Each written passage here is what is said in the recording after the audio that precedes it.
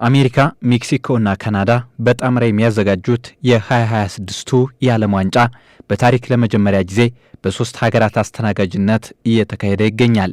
ይሁን እንጂ ሶስቱ ሀገራት በከፍተኛ ዲፕሎማሲያዊ ንትርክ የገቡ በቪዛ ክልከላ ምክንያት ብሔራዊ ቡድኖች፣ ዳኞችና ደጋፊዎች የተጉላሉበት ቢሆንም ጨዋታዎች ግን መስተናገዳቸውን ቀጥለዋል። ይህ በሜክሲኮ በካናዳና በአሜሪካ ምድር የሚካሄደው የ2026ቱ የዓለም ዋንጫ ከእግር ኳስነቱ ባሻገር በፖለቲካዊ ውጥረቶች፣ ውስብስብ ችግሮች የተከበበ ለመሆኑ እስካሁን የታዩ ክስተቶች ማሳያ ናቸው።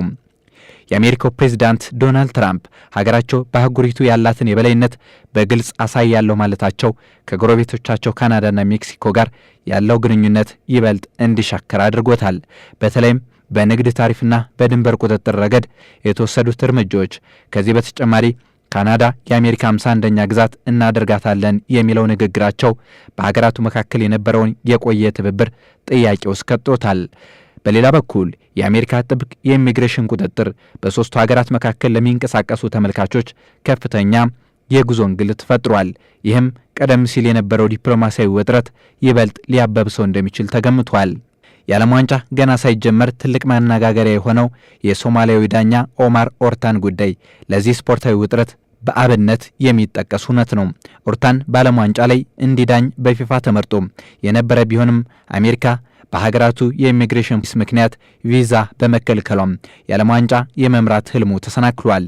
ይህ ክስተት አሜሪካ ለዓለም ዋንጫው እንግዶች የምታሳየው የማይለወጥ የቪዛ ቁጥጥር ስፖርታዊ ሁነትን እያደፈረሰው መሆኑን ያሳያል።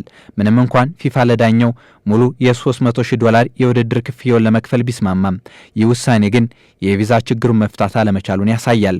ኦርታን በምትኩም በ2026 የዩኤፋ ሱፐር ካፕ እንዲመራ መመደቡ በፊፋና በአሜሪካ መካከል ያለውን አለመግባባትና ያለውን የቪዛ ውጥረት በግልጽ ያሳየ ክስተት መሆኑ ይታወሳል።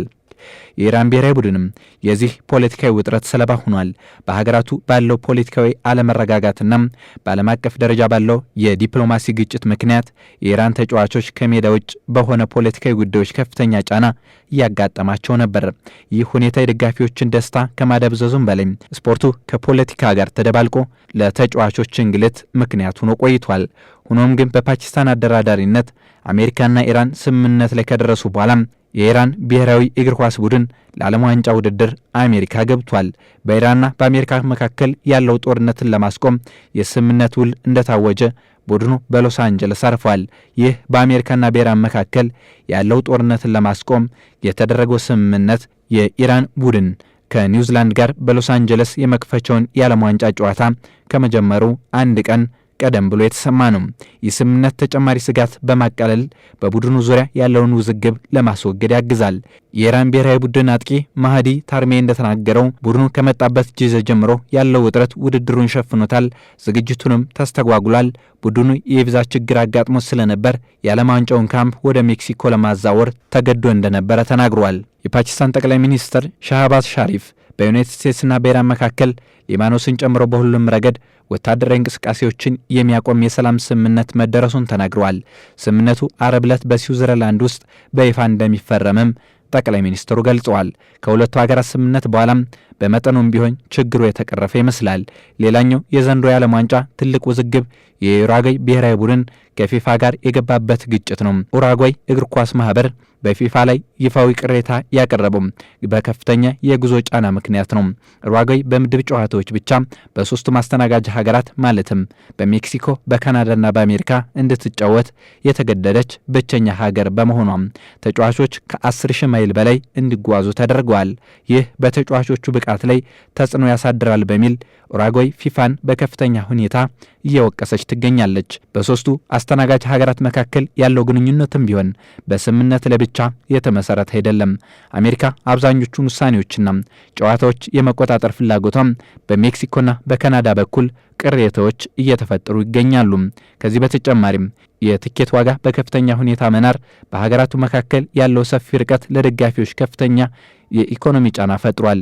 ይህ ሁኔታም ውድድሩ የእግር ኳስ ወዳጆችን ፍላጎት ያላማከለና ታሳቢ ያላደረገ ነው የሚሉ ትችቶች እንዲሰነዝሩበት ምክንያት ሆኗል። ምንም እንኳን የፊፋ ፕሬዝዳንት ጂያኒ ኢንፋንቲኖ ውድድሩ አህጉሪቱን አንድ ያደርጋል የሚል ተስፋ እንዳላቸው ቢናገሩም ተንታኞች ግን የስፖርት ዲፕሎማሲው በሀገራቱ መካከል ያለውን የፖለቲካ ልዩነት ለመፍታት በቂ ላይሆን እንደሚችል እየገለጹ ይገኛሉ። የ2026ቱ የዓለም ዋንጫ በ16 ከተሞች ለ39 ቀናት የሚካሄድ ሲሆን ስኬታማነቱ በሶስቱ ሀገራት የጋራ ዝግጁነትና ፖለቲካዊ መግባባት ላይ የተመሰረተ ነው። ውድድሩ በታሪክ ከፍተኛ ቁጥር ያላቸው ሀገራት የሚሳተፉበት ቢሆንም እንደ ዳኛው ኦማር ኦርታን ያሉ ጉዳዮች፣ የቪዛ ክልከላዎች፣ በአዘጋጅ ሀገራት መካከል የሚታየው አለመግባባት፣ የፖለቲካው ውጥረትና ሌሎች ተያያዥ ችግሮች በውድድሩ ላይ ጥቁር ጥላ ማሳረፋቸው አልቀረም። ፊፋና አስተናጋጁ ሀገራት እነዚህን ዲፕሎማሲያዊ ፈተናዎች እንዴት እንደሚወጧቸው ወደፊት የሚታይ ይሆናል።